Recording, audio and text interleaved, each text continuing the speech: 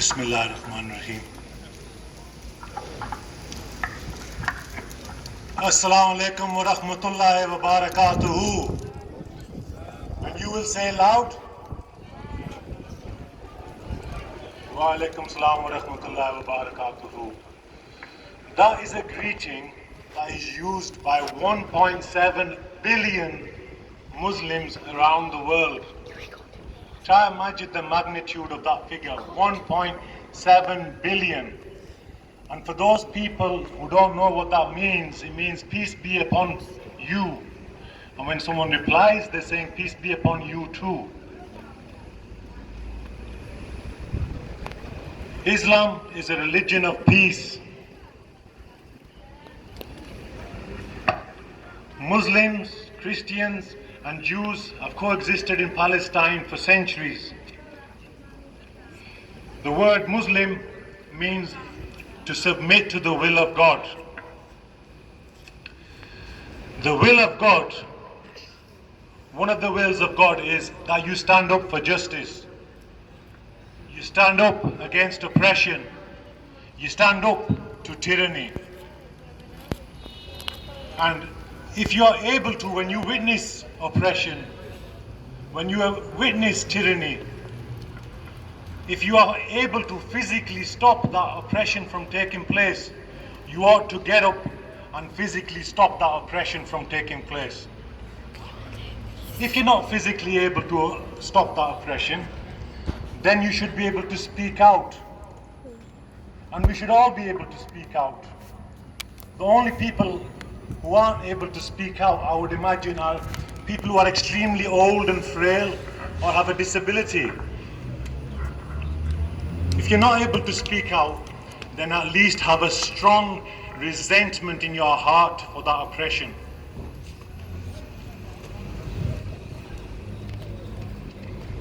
Islam, whilst being a religion of peace, makes it obligatory to stand up against oppression.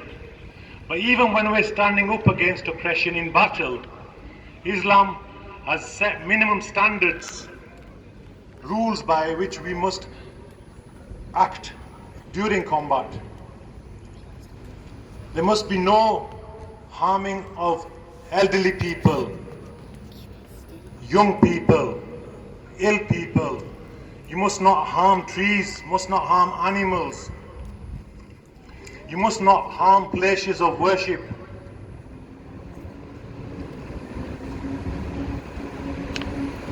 During battle, Islam requires the protection of all holy places. When Jerusalem was taken back after the Crusades, the streets of Jerusalem were washed with rose water and all the holy places were protected. For centuries we have lived side by side peacefully until the advent of Zionism and the Balfour Agreement in Palestine, with reference to Palestine. Zionism is not Judaism.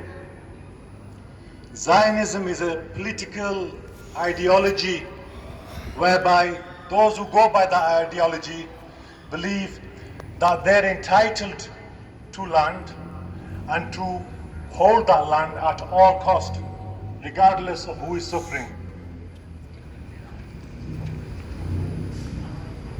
After the Second World War, I'm sure many of you will have heard the brief history. I just want to recap it again a little bit.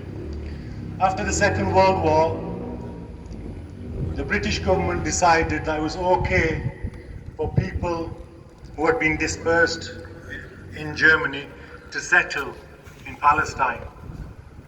And the Palestinians didn't object. It was a large country, it was vast, and they did not resist the arrival of people of the Jewish faith. And over time, that population grew. And while that population grew in Palestine, other people of the Jewish faith had traveled all over the world. And they sent money, and they sent resources. And Britain sent money, and Britain sent resources, so that Israel was to develop into a nation. And when the living of the Jewish people in Palestine started to impact upon the Palestinians, and when they objected and when they resisted, the resistance was crushed. When neighboring countries tried to assist the Palestinians in oppression, there were wars. And because of the military might of the Israeli government, they were successful in those wars. And those with the Zionist viewpoint took the view that we have now won this land in battle. This land belongs to us. To the winner goes the spoils of war. And since then, they have labeled Palestinians who have been fighting for their freedom, they have labeled them as terrorists, whilst others around the world label them as freedom fighters. They say it for what it is.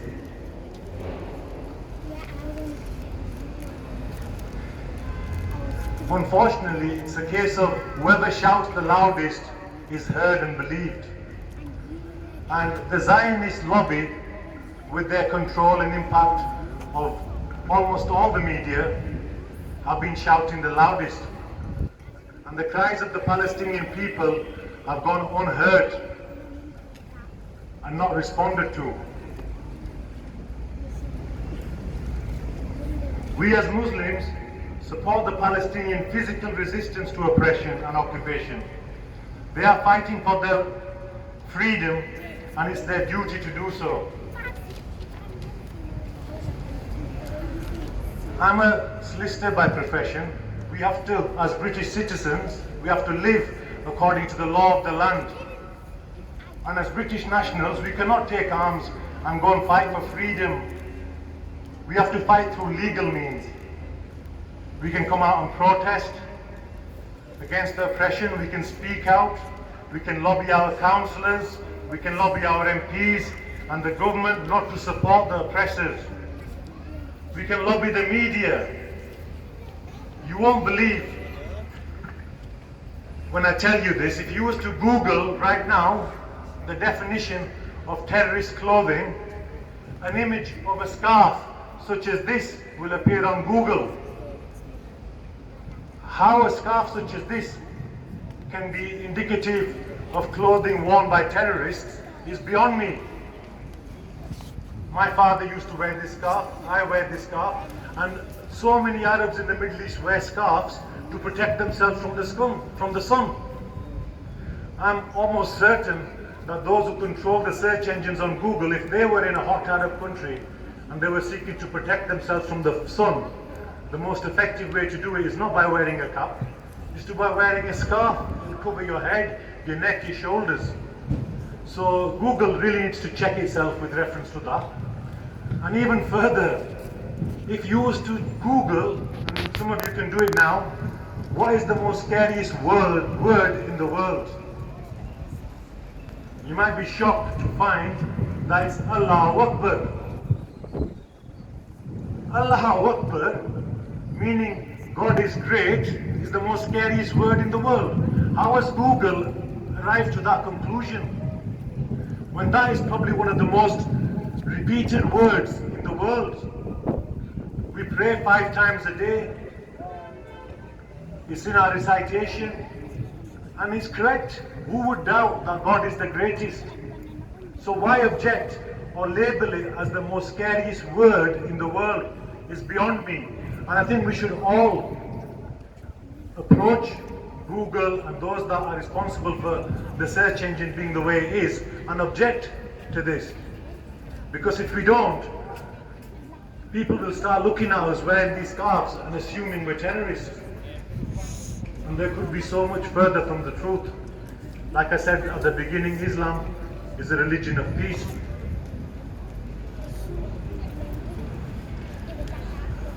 You might not believe it, but my presentation or my talk is only just starting. Towards the end of this presentation, I'm going to ask you 2 questions. I'm going to ask you them now and I'm going to tell you the answer. There's a delay. But at the end of the presentation, at the end of the talk, I'm going to ask you again, and unprompted, and I will want you to reply. What do we want for Palestine? Louder please, I can't hear that. Freedom. And being a peaceful religion, how do we want it? Peacefully. We want it peacefully. It belongs to the Palestinian people. We don't want them to fight for it. We don't want no one to fight for it. We don't want no more bloodshed. We want you just to say, hands up, sorry, we made a mistake. Here, have your land back. And there'll be no retribution, there'll be no revenge. You can live there in peace and attend your places of worship just like you did centuries before.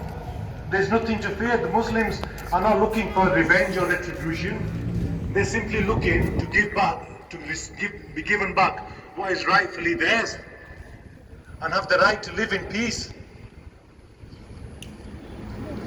To this day,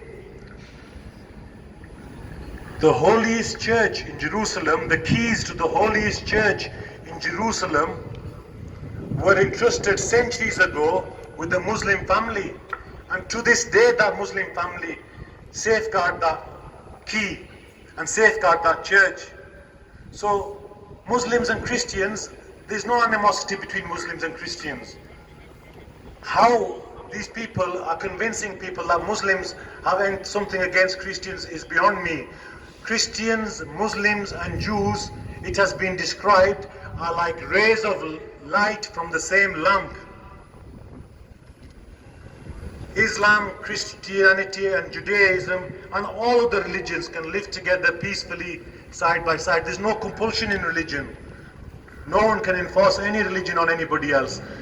To be a Muslim means to submit to the will of God. You cannot force anyone to be a Muslim.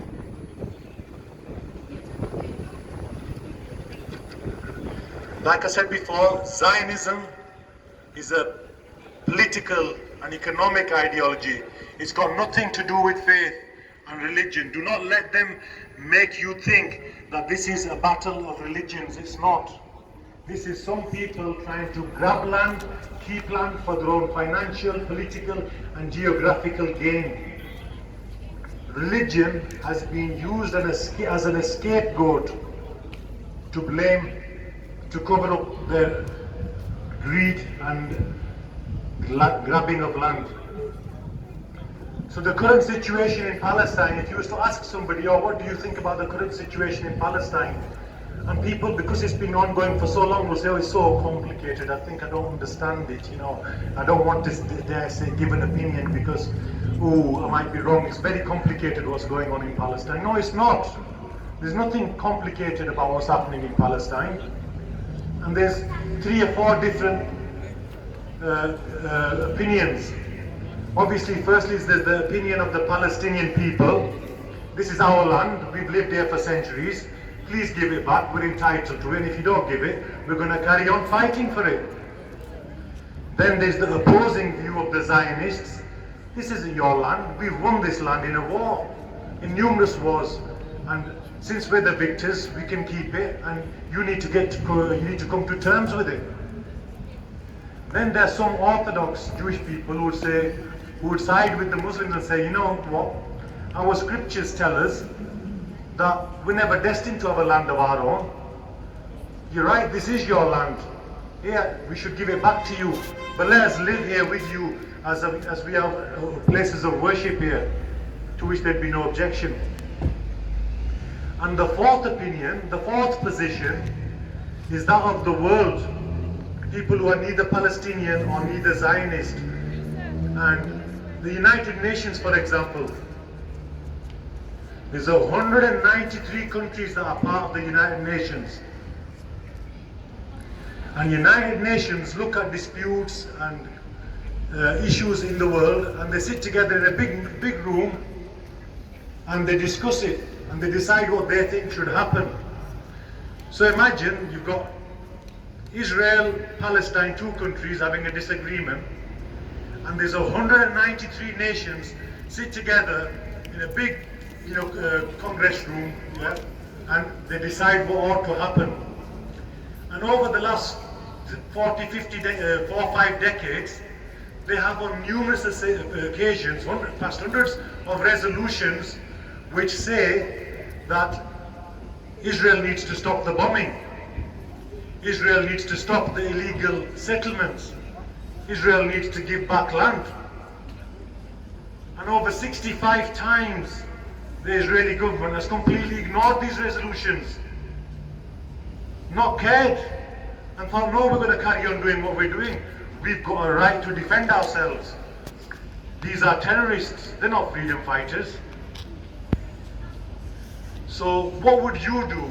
Imagine you've left your house to go shopping and 4 or 5 squatters go into your house and lock the door from the inside. You phone the police, you say, listen, I cannot believe it, someone's gone into my house and he won't let me back in. What am I to do? The police say, don't worry, well, we're on our way, we're going to come, don't worry, we're going to come. An hour later, nobody's there. 2 hours later, no one's got your home back. 3 weeks are going by and nothing's happening. What would you do in that situation?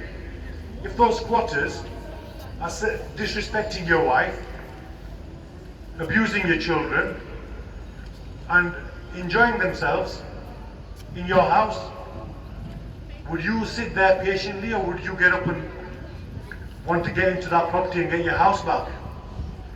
Well, this is what's happening every day in Palestine. They're in Palestine. Zionists are encouraging people of the Jewish faith from all over the world. They're giving them incentives. Come back to Israel. We'll give you somewhere to live. We'll give you a nice 5-bedroom property. And there's videos, you can see it on YouTube. There's videos of people who have lived there for decades and decades, maybe centuries, with the property passed down through generations. There's video evidence of the police forcefully removing them from their houses and giving somebody who just arrived into the country that property. Imagine seeing that. Imagine if that was you, that was your house, you'd lived there for 50, 60 years, and then you've been taken out by the police, and some strangers looking at you as well, they're seeing you being thrown out, have got no shame, they're prepared to take that house from you, whilst you and your children are being made homeless. That's what's going on. That's the truth of it.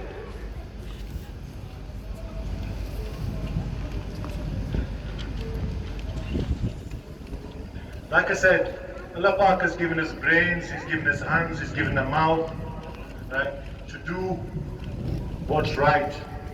And it's our religious duty as Muslims to stand up to oppression. But looking out amongst you, you will notice that it's not just Muslim people.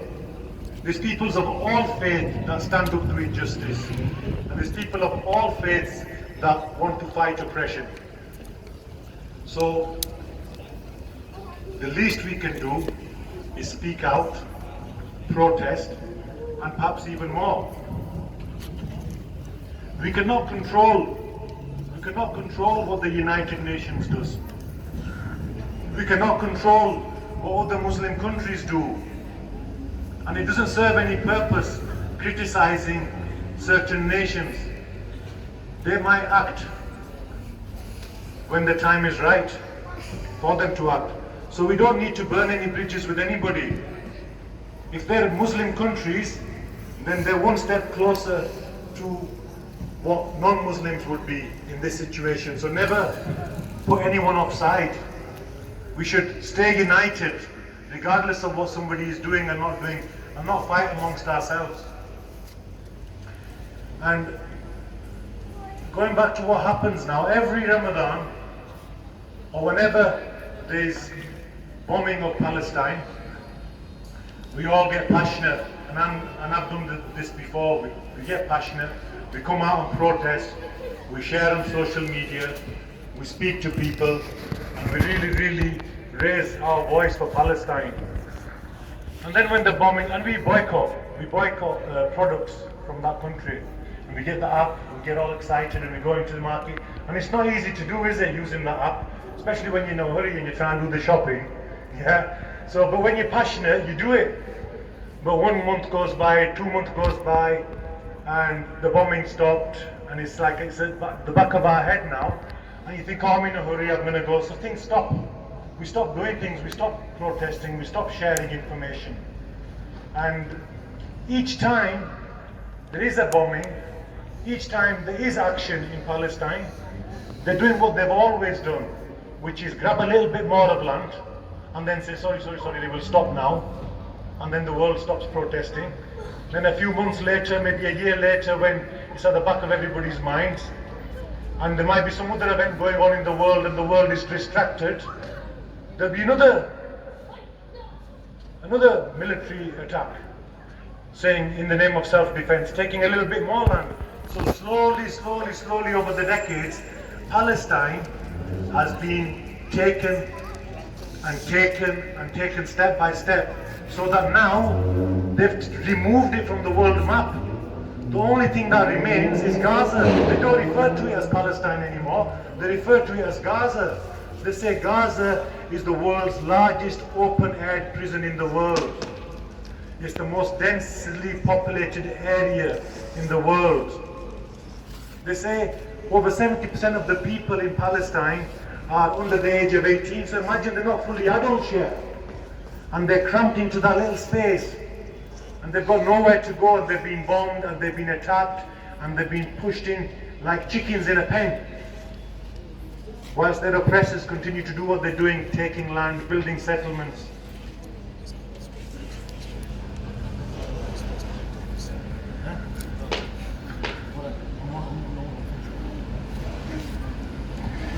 So I'm sure we've all seen the tragic video footage on the news where the Palestinian man's trying to protect his child behind the wall and he's shot dead. We've all seen images of people standing in front of tanks and throwing stones. Rachel Corrie in 2003 was an American activist, and she stood in front of an Israeli armored vehicle, and they didn't take any heed of her. They run her over and killed her. And there was so much of that in the news. So Israelis or the media respond differently to the loss of life. When it's Israeli life that's been lost, they will say people have died today in a terrorist attack in Tel Aviv.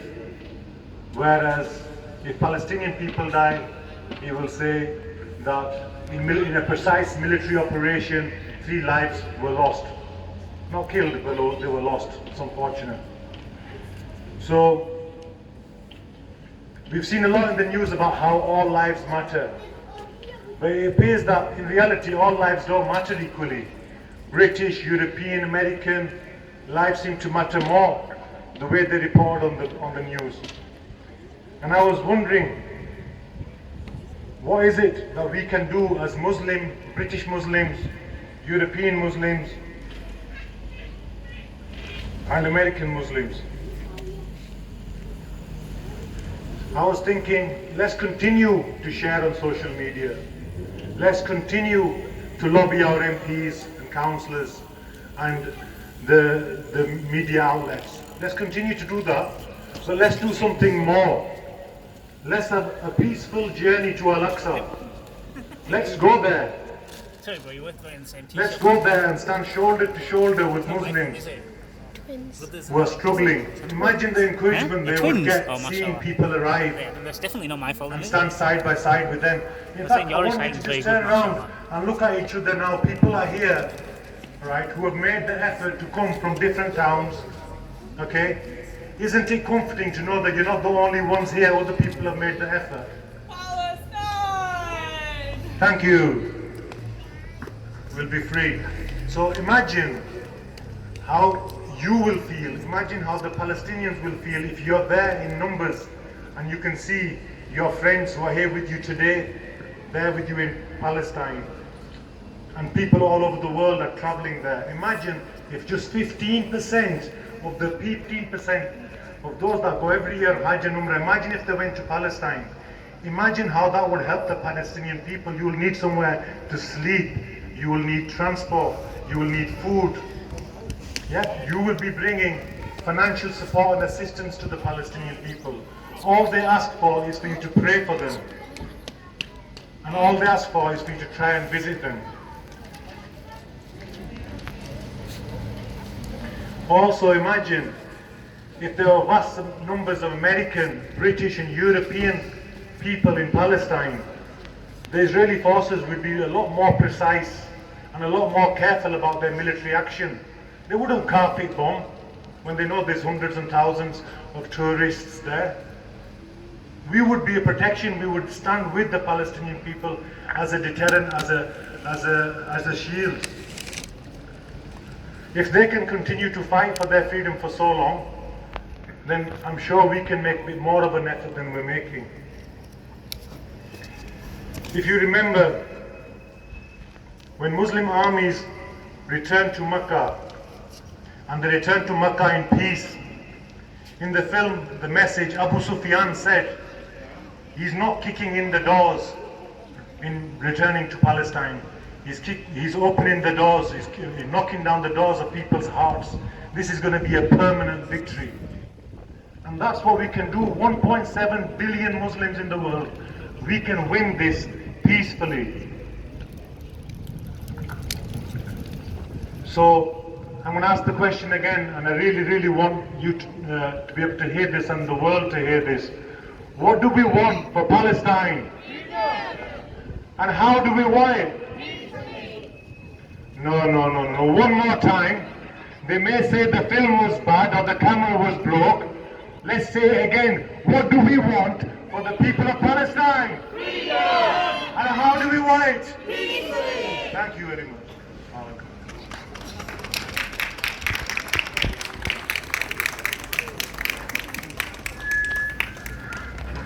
That's not a very good start. That's not